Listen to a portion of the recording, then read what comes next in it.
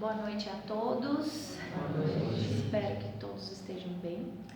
Antes da gente começar, eu vou dar um recadinho, que sábado vai ter um seminário às 15 horas. Todos estão convidados, sejam todos muito bem-vindos. Geralmente é acompanhado de chá e pipoca, mas, nunca se sabe se vai ter ou não, tá? Mas sejam muito bem-vindos e o tema vai ser reflexões sobre o pensamento. Teremos 3 palestrantes, eles dividem o tempo, se eu não me engano, são 25 minutos para cada um, tem um descansinho no meio aí, mas é bem bacana.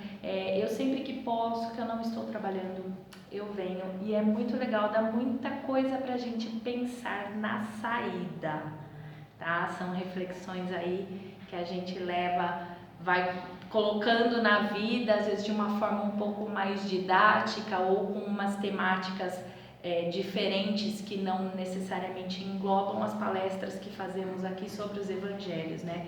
Então eu acho que vale a pena, quem tiver a oportunidade, sinta-se bem-vindo e esperamos vocês no sábado. E para começar hoje os nossos trabalhos, como sempre, faremos a nossa oração de agradecimento. Então eu peço a todos vocês que fechem os olhos, sentem-se confortavelmente. Vamos elevar o nosso pensamento, vamos pensar com muito amor em nosso Pai, aquele que nos acolhe, que nos envia toda a sua energia de luz, que nos ampara sempre que necessário, mesmo que a gente não perceba. Que nossos corações se abram para receber essas centelhas de amor que Ele nos envia com tanto carinho e tanto cuidado. Senhor, continue a sua jornada, rumo sempre à evolução que você nos proporciona. E nos auxilie mentalmente, para que estejamos sempre abertos às mudanças, à prática do bem, aos bons ensinamentos e lições que a vida nos reserva, que possamos sempre tirar o melhor proveito do que nos ocorre. Que todos tenhamos uma semana renovada na fé, na esperança, na energia divina. E que os mentores da casa hoje deem um auxílio especial ao nosso amigo que vai fazer a preleção de hoje. Muito obrigada, graças a Deus.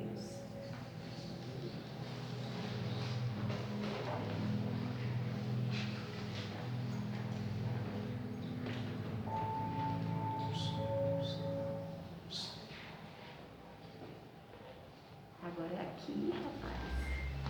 Agora é aqui. Boa noite. Boa noite. Eu não sei como é que funcionam as coisas aqui. Chegou ontem. Bom, hoje eu estava fazendo umas leituras para a gente buscar alguns assuntos, para a gente comentar aqui, E estava lendo sobre as cartas de Paulo, principalmente as cartas de Paulo aos Tessalonicenses. Já é um avanço conseguir falar essa palavra, Tessalonicenses, os naturais da Tessalônica, cidade de Corinto. E Paulo escreveu 2 cartas, 2 epístolas aos Tessalonicenses, que foram, por sinal, as primeiras epístolas que Paulo escreveu. A primeira foi escrita no ano de 51, ele era cristão, e a segunda no ano de 52. Os 2 primeiros registros, dessas epístolas que hoje a gente tem compiladas no Evangelho, começaram a partir dessas 2. E por que são 2 epístolas? Isso que eu achei interessante, estudando esse livro aqui, que é do Antônio César Perry de Carvalho, que foi presidente da FEB, é um estudioso do Evangelho, estudioso da doutrina, e ele estava narrando isso daí. A primeira epístola aos Tessalonicenses foi feita para uma comunidade que estava surgindo, uma comunidade nascente, recém-criada, à luz do cristianismo que Paulo havia ido pregar em Corinto, incentivados por Paulo. A segunda foi escrita porque essa comunidade estava encontrando problemas dentro do seu ser. Problemas gerados por uma má interpretação, uma conspurcação dos princípios do Evangelho, por condutas já arraigadas e que acabaram desvirtuando a conduta que Paulo esperava ser assumida por aqueles que se candidatavam a ser discípulos do Cristo.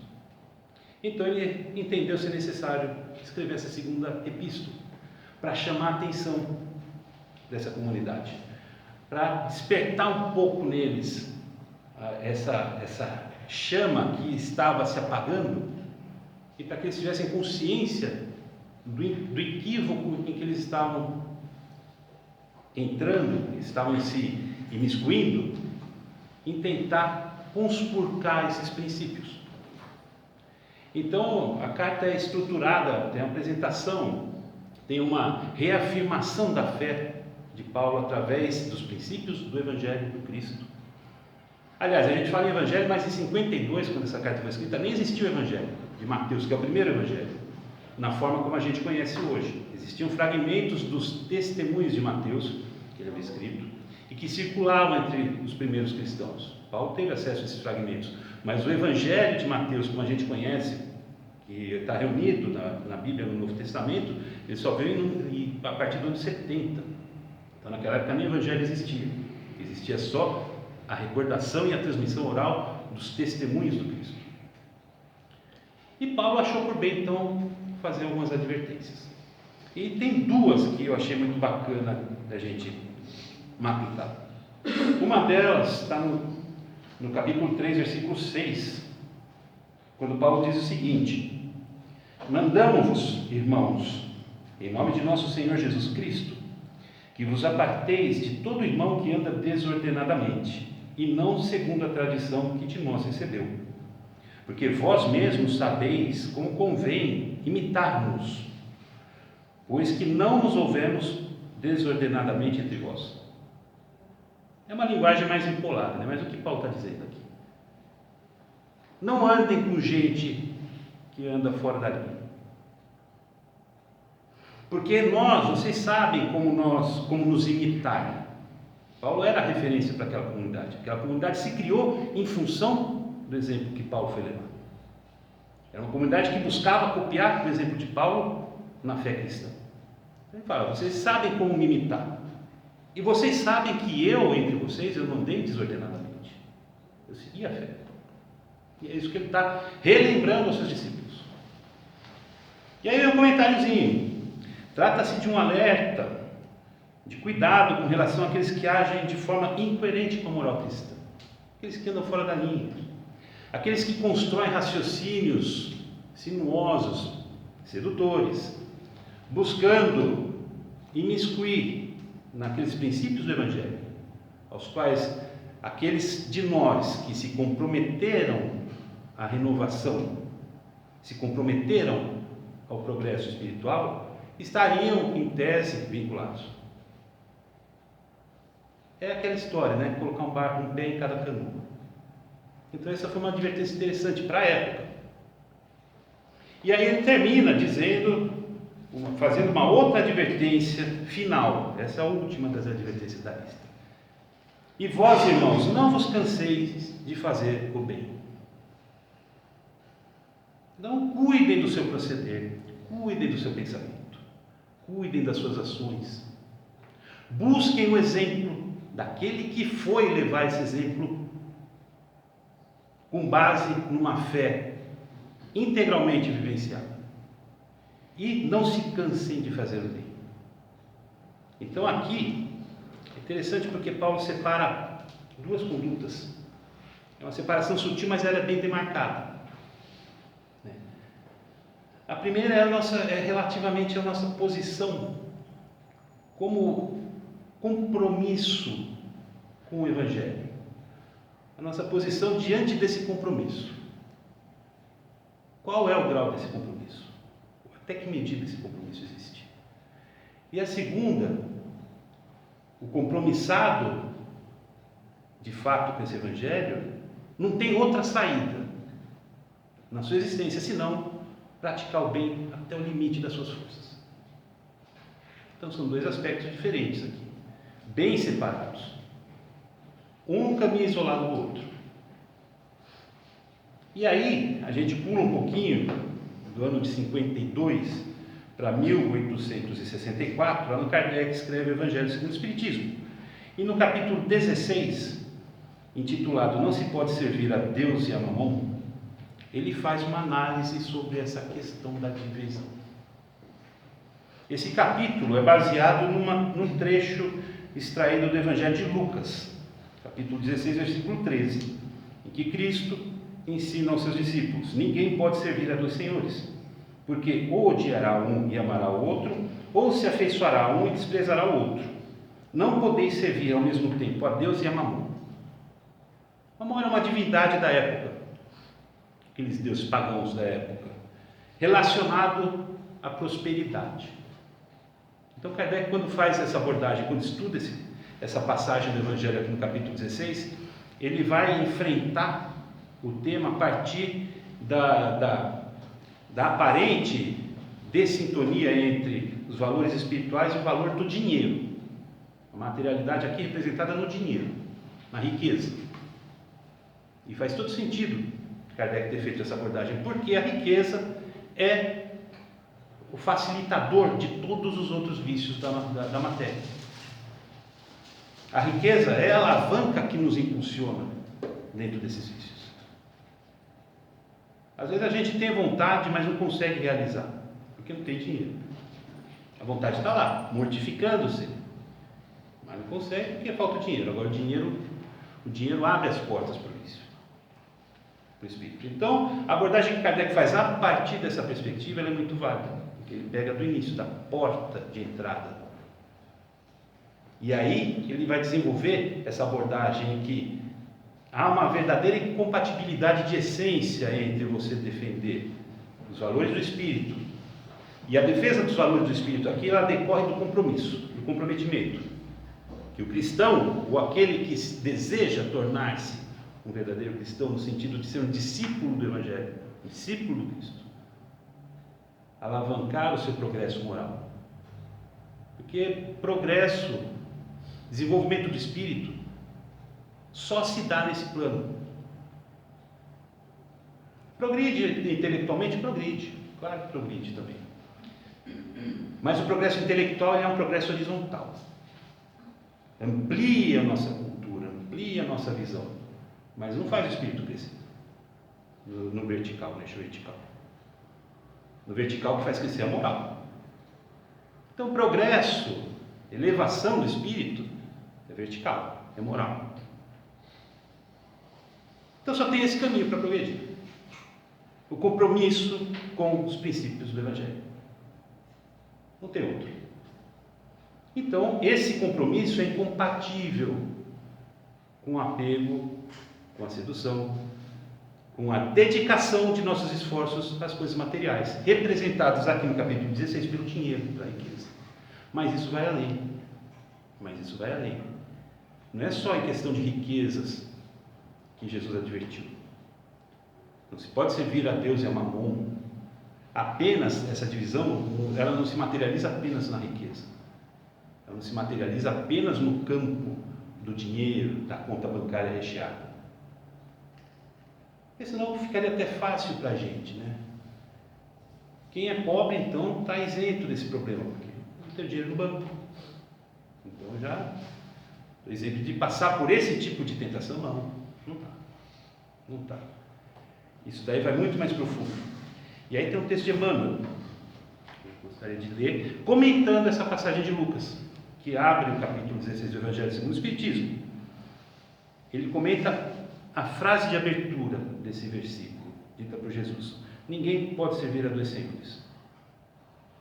E ele diz aqui: se os cristãos de todos os tempos encontraram dolorosas situações de perplexidade nas estradas do mundo, é que, depois dos apóstolos e dos mártires, a maioria tem cooperado na divulgação de falsos sentimentos com respeito ao Senhor que deve servir. Como o reino do Cristo ainda não é da terra, não se pode satisfazer a Jesus e ao mundo a um só tempo.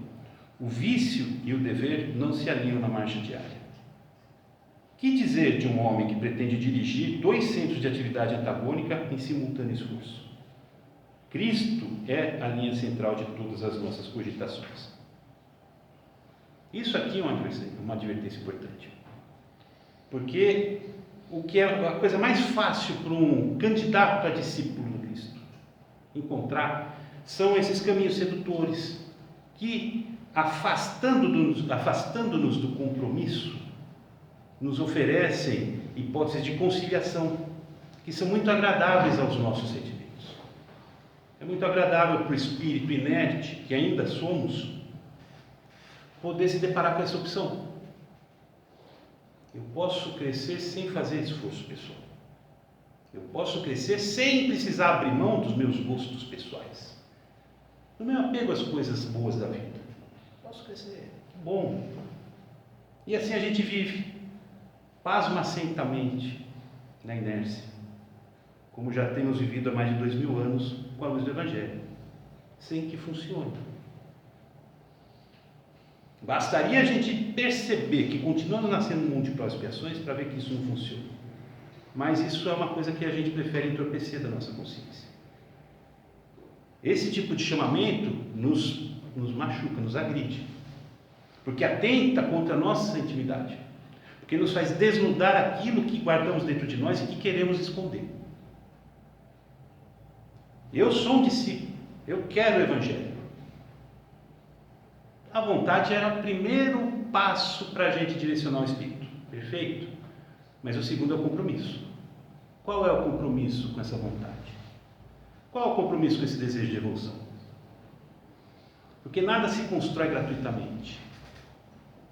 O Cristo deixou isso ensinado de uma forma sintética e extremamente perfeita. Aquele que quer, aquele que almeja o reino, tome a sua cruz e me siga. Me siga. O objetivo da vida de cada um de nós é esse, seguir Jesus. Claro, daqueles que querem progredir, daqueles que querem aproveitar a sua encarnação dentro da sua finalidade verdadeira, que é o propósito pedagógico de fazer o espírito evoluir. A encarnação serve para isso. Para quem ainda não percebeu ou não entendeu, a gente está na Terra com esse único propósito: evoluir. Evoluir através da nossa encarnação por meio de vivências pedagógicas. As experiências do nosso dia a dia são experiências pedagógicas para o crescimento do espírito. Para isso. Ninguém veio aqui para a gente transformar a nossa vida numa perpétua espera pelo fim de semana. A gente acorda na segunda-feira, mal posso esperar para chegar sexta-feira. Churrasco, cerveja, cachaça, jogo de futebol. E aí a semana inteira é desperdiçada porque o meu pensamento já está na sexta. No sábado, balada, paquera. Hoje nem se usa mais esse termo, né? Termo muito antiquado. Denuncia a idade de falar em paquera, né? Mas a gente já pula. E aí você desperdiça 5 dias da sua semana. Jogado fora no automático, no piloto automático. Por quê? Porque minha mente está lá. Meu coração já está lá. O resto é um espaço de tempo entre a balada dessa semana e a balada da semana que vem. 5 dias por semana. São 20 dias por ano.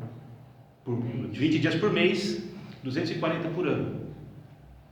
Em 10 anos são 2.400 dias. Então, de 8 anos. Não. É, quase. Bom, quem tem calculadora vai saber fazer a conta melhor que eu.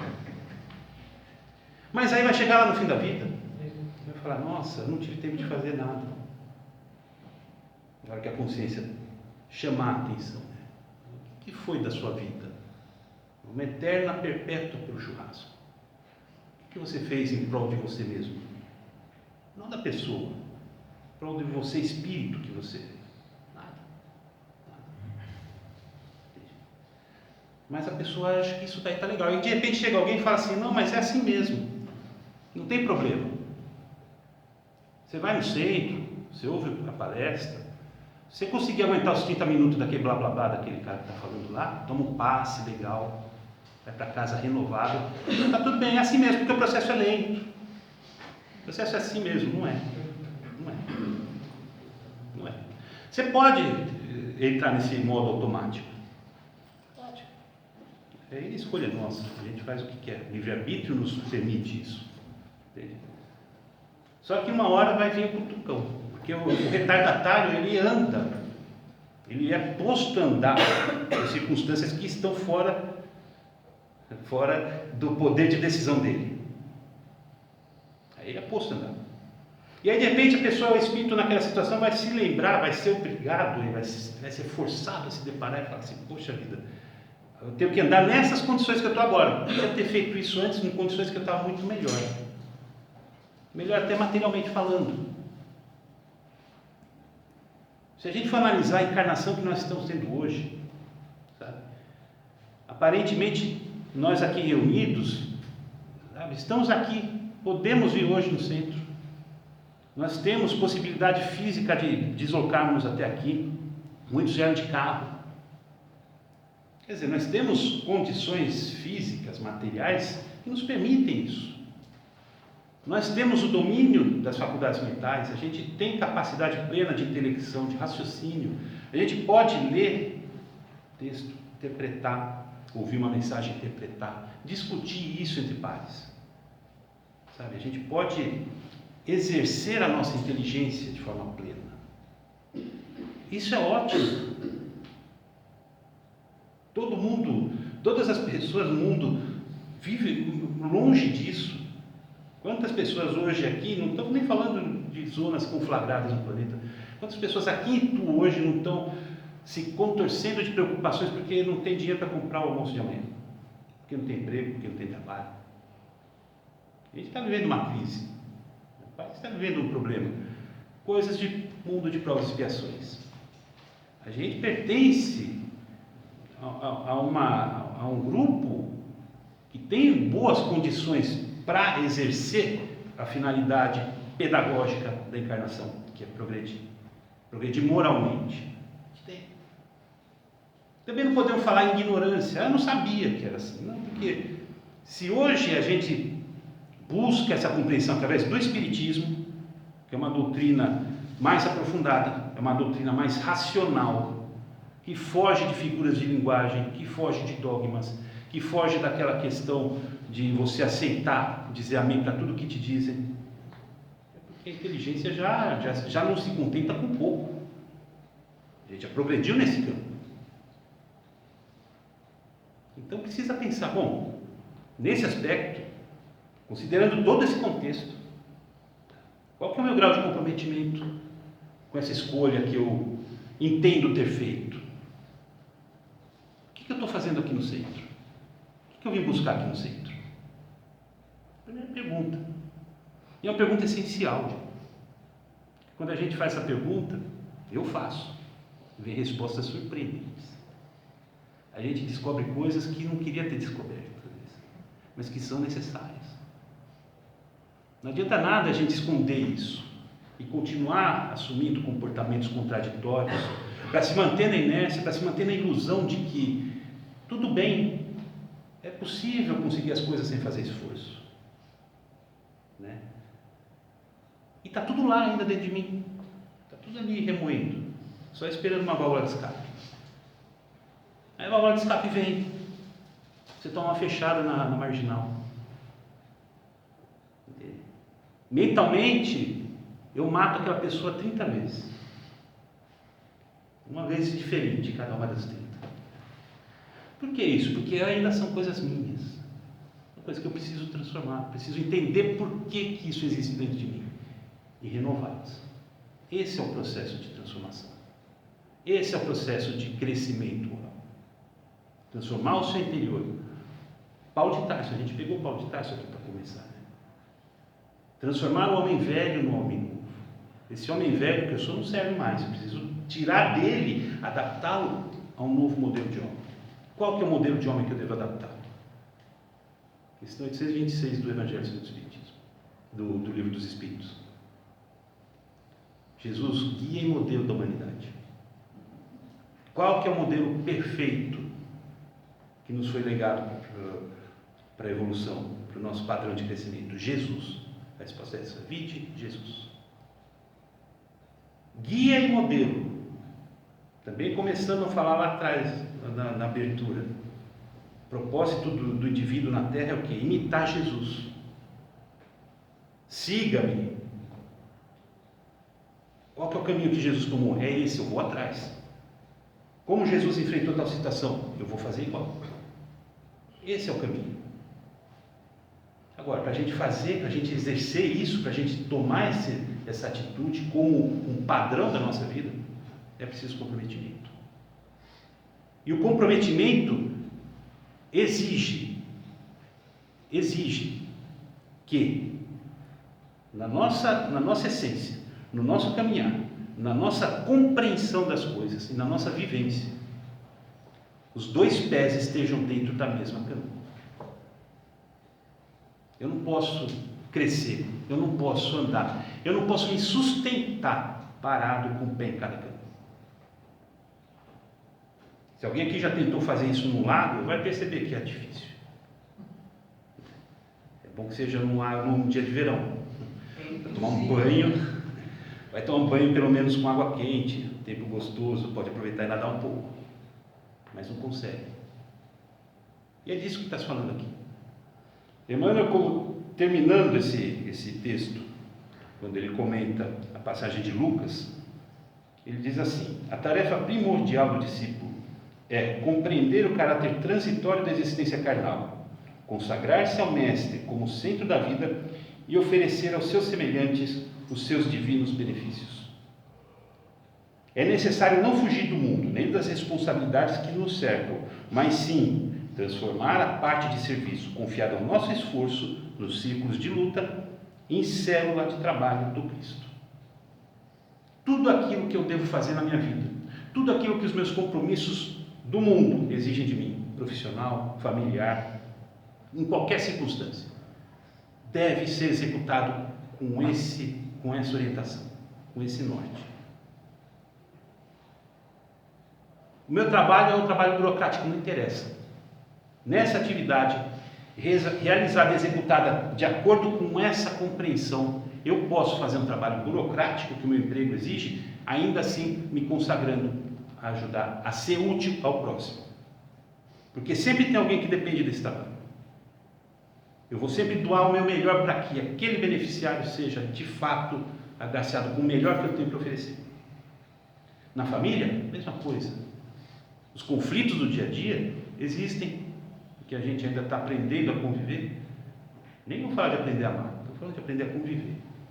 E conviver em família sempre causa choques, causa atritos. Ainda assim, esses atritos a gente pacifica, através da nossa conduta, através do nosso exemplo. O primeiro que vai abrir mão de adotar uma atitude conflituosa é o discípulo, é o candidato a discípulo. Que não vai alimentar dissensão, não vai alimentar discórdia, não vai alimentar calúnia, não vai alimentar nada. Porque não é essa orientação que ele seguiu, ele está seguindo a orientação correta. Então, como a gente vai identificar isso? Não tem outro jeito. A gente tem que ser sincero conosco e perguntar: eu estou comprometido com isso? É o que eu quero hoje? É o que eu posso fazer hoje? E veja, a gente não está falando aqui de resultados. A questão não é o resultado. Porque para atingir um resultado perfeito, eu vou me comprometer a viver assim. Nossa, eu estou imitando Jesus em todos os minutos da minha existência. Aí eu já virei um cara perfeito. Estamos muito longe disso ainda. Não se exige perfeição de nenhum de nós. Isso é um raciocínio muito equivocado, a gente não vai acertar. Nenhum de nós fazendo essa escolha vai acertar imediatamente. Não vamos virar santos, não estamos nem falando do Cristo, Espírito Perfeito. Nós não vamos virar santos de um dia para o outro. Porque não é disso que se trata. É da busca, do compromisso pelo acerto. Nesse compromisso cabe o erro, porque a gente não sabe. Uma vez a gente está conversando aqui, está falando de alguém, ficou muito feliz, a alegria que a pessoa teve, a sensação de alegria que a pessoa teve porque deu um prato de comida para alguém que pediu na porta da casa dela. De sentir-se útil. E a gente está falando sobre isso, falar, veja como a gente não sabe, não tem vivência nenhuma em fazer o bem. A gente pratica um gesto de assistencialismo e acha e já recebe uma sensação tão reconfortante, porque a gente não está acostumado com essa sensação. Não é do nosso cotidiano isso. Então a gente está começando a palpar ali, tentar sentir como fazer. Entende? E o bacana é isso, que a providência divina nos dá isso. O mínimo que a gente faz nessa busca traz um retorno tão grande, tão reconfortante, tão caloroso para a alma, que a gente quer mais. Um prato hoje, eu vou dar 2 também. O vizinho estava brigando comigo, eu vou lá, vou fazer as pazes com ele, vou levar um bolo para ele. A gente se estimula, o retorno é tão maior do que a nossa ação, que nos proporciona cada vez mais. Para a gente perceber, tudo é construído, tudo é planejado para fazer a gente crescer. Se fôssemos depender só da nossa capacidade estrita, ia levar tempo. Mas a coisa não é assim que funciona. O retorno é muito maior. Aí a gente lembra quando Jesus falava no Evangelho, você planta, aí vai dar fruto 100 por 1, 50 por 1. Por que essa proporção toda? Por causa disso. O retorno é muito maior do que o que a gente oferece. Mas esse retorno exige comprometimento. Exige o propósito de firmar-se com esses princípios. E aqui, gente, é com a essência que a gente está falando. Não é com a casca. Não é com a casca. Eu vou toda semana no centro. Trabalho lá, faço palestra. A gente sabe o que acontece com o alto-falante quando perde, você joga fora. Vir aqui, trabalhar aqui, por si só, não é nada, é casca. O que está me motivando a trabalhar? O que está me trazendo aqui para o centro? O que eu faço com o que eu aprendo aqui, com o que eu absorvo aqui? O que eu faço no meu dia a dia? Aí a gente está indo para o regime. A gente está indo para a essência. Isso é algo que somente cada um pode enxergar dentro de si. Aquele que quer, ele tem que olhar para dentro de si. Tem que se questionar. Eu tenho esse compromisso? O que me afasta dele? O que me falta ainda para chegar nesse ponto? O que eu devo trabalhar? E realizar. Do contrário, não vai adiantar. Ninguém vai fazer por nós. E nenhuma atividade casca vai substituir essa essência. Nenhuma superficialidade vai substituir essa essência. A gente vai continuar tentando se equilibrar em 2 canoas. Aí a pessoa fala assim, eu quero ir no centro, eu quero trabalhar. Eu quero fazer um trabalho voluntário. Nas feiras que tem por aí. FUNSOL, a gente tem várias entidades na cidade que trabalham com assistencialismo e tudo mais. Eu quero ir. Mas eu não posso ir todo fim de semana porque eu viajo. Eu tenho futebol, tenho churrasco com os amigos. Então não tem compromisso. Então o que eu posso fazer? Não, posso vir terça. Mas tem terça que eu também não posso ir porque tem Libertadores. Aliás, hoje tem Libertadores. Né? Não posso. Aí tem que pular. Então não tem compromisso.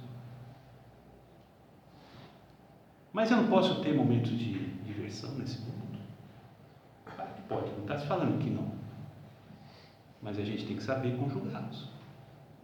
Uma coisa não pode suplantar a outra. O compromisso tem que ser respeitado. É gozado que com outras coisas menores a gente respeita o compromisso. A gente não vai faltar no trabalho. Tem que estar lá 8 horas para bater o cartão. Até 5 horas. Senão a gente vai perder cesta básica, tem desconto, de repente pode tomar uma justa causa. Respeito o compromisso com o emprego. Respeito o compromisso na escola. Tem que estar lá, responder chamada, assistir às aulas, fazer prova. Isso a gente respeita. E o compromisso do espírito? Esse sempre fica em segundo plano. Esse sempre vai ficar por baixo do futebol, por baixo da cerveja, por baixo do churrasco, por baixo da balada. Não pode ser assim. E o pior de tudo, não podemos achar que isso é assim. Não, mas é assim mesmo. Então essas advertências são muito poderosas. Eu acho bacana estudar isso e ver que Paulo já estava jogando isso lá atrás. Porque que situações a gente vai andar com pessoas desordenadas, né? Como ele disse na epístola aos Tessalonicenses, que decorei a palavra. Quando a gente anda com pessoas desorientadas, né? A gente quer a companhia dessa, a gente se compraz com essa companhia. O que revela que no fundo nós também temos um pé na desorientação que Paulo falou. Então, precisamos agir, precisamos atuar. De repente, quando a gente desperta os olhos, a gente vê à nossa volta vários chamados, vários estalar de dedo. Ó, tem uma coisa aqui, presta atenção nisso aqui, ó, melhor ver isso direito. Sobre a nossa conduta, sobre o nosso agir. Então a gente precisa prestar atenção nisso. E precisa investigar. Porque do contrário, a gente vai continuar brincando. E brincar só é legal quando a gente é criança. Brincar com as coisas do Espírito não é legal. Porque não dá resultado, né? Não dá resultado. Então eu convido vocês. Quem já leu as epístolas de Paulo? Leiam, que elas são extremamente atuais e são um guia de compreensão do indivíduo, do que seja a vida, do que é viver, sabe? A gente precisa disso. E não se dedicar com youtubers, influencers. Você não vai aprender nada com influencers. A gente vai aprender a viver com quem realmente sabe ensinar, com quem realmente tem conteúdo para ensinar.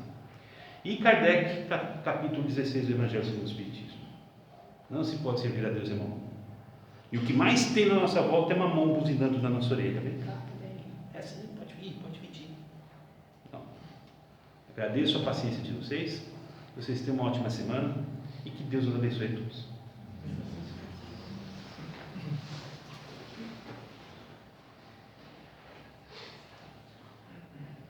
Eu acho que era no controle.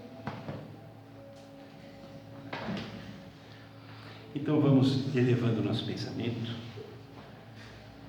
com muita alegria no coração pela oportunidade de estarmos aqui reunidos mais uma vez, mais uma noite abençoada, em um ambiente tão espiritualmente preparado para nos receber, para nos proporcionar reflexões, meditações e compreensões do Evangelho do Cristo à luz da doutrina espírita.